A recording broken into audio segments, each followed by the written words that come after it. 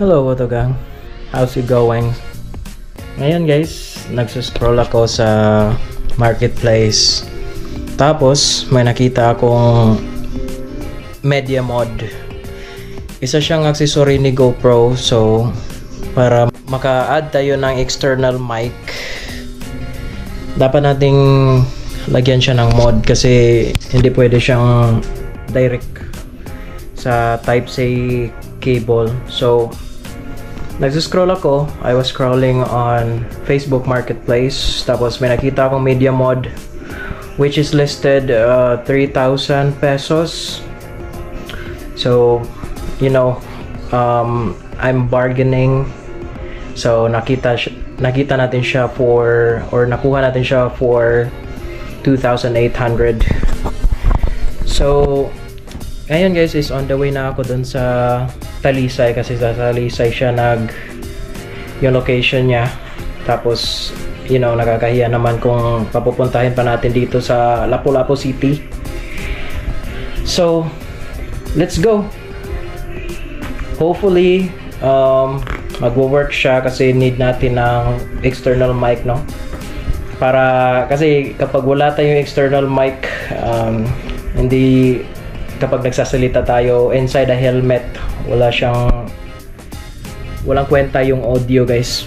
Well, may audio siya pero hindi ganon ka clear unlike na may external mic tayo nakalagay. So let's go, biyahe na tayo guys. Hi, so before pala tayo babiyahe is tuludan muna natin tong drive hub kasi sa CCLEX tayo dadaan guys para madali tayong makaabot. Ito lang, simple lang yung app ng CCLEX. Magta-top up ka lang. Tapos depende na sa iyo kung magkano yung ita-top up mo.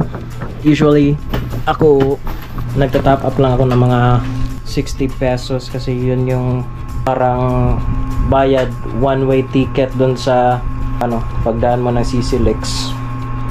Napaka-convenient guys kasi kapag nagmamadali ka tapos you know, hindi natin alam kung merong maraming medyo traffic dun sa cash, kaya mas convenient na gagamit tayo ng QR code guys.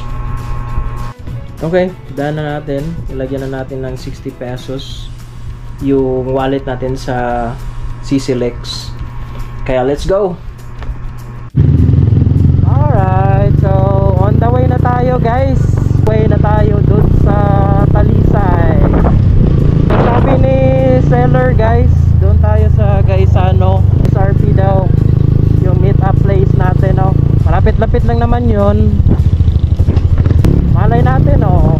If working pa yun, mas nakakatipid tayo kasi doon sa brand new niya guys, almost 5,000 pesos yung SRP niya. Titingnan natin doon kung working pa siya tapos wala naman siya mga damage, edi mas good. Kung di good, magbibilin lang tayo ng bago, no? Para hindi sayang yung pera natin. Mahirap din kumita ng pera guys. Sana naman bigyan tayo ng discount ni sir, no?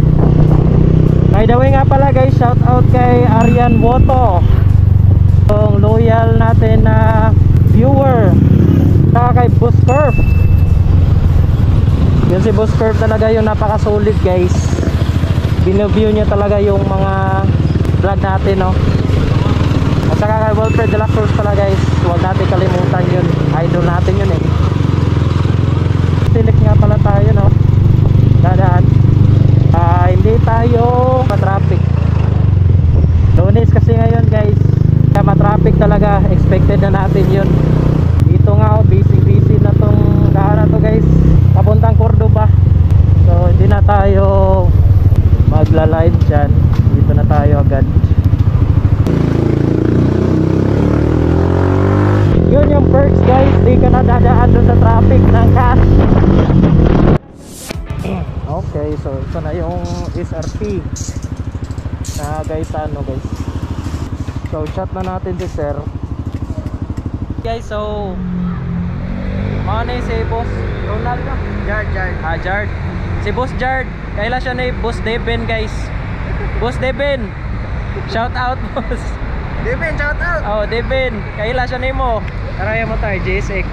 Kailangan sa na ako eh. Okay guys, what's up? So, ito na nga pala yung nakakabit na yung media mode with external mic guys. Let me know kung ano yung sound, kung maganda ba yung sound or may improve natin yung sound, no? Sana naman maganda yung sound.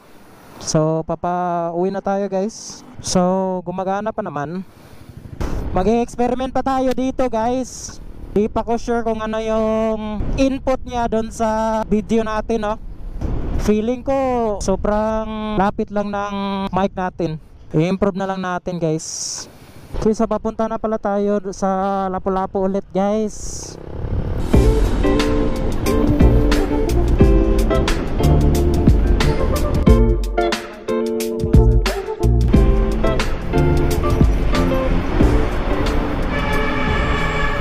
Ayan o, gusto mo bang pumunta ng langit?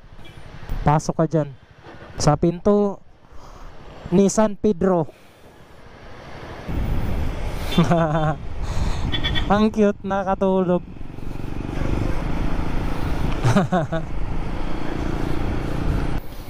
My checkpoint.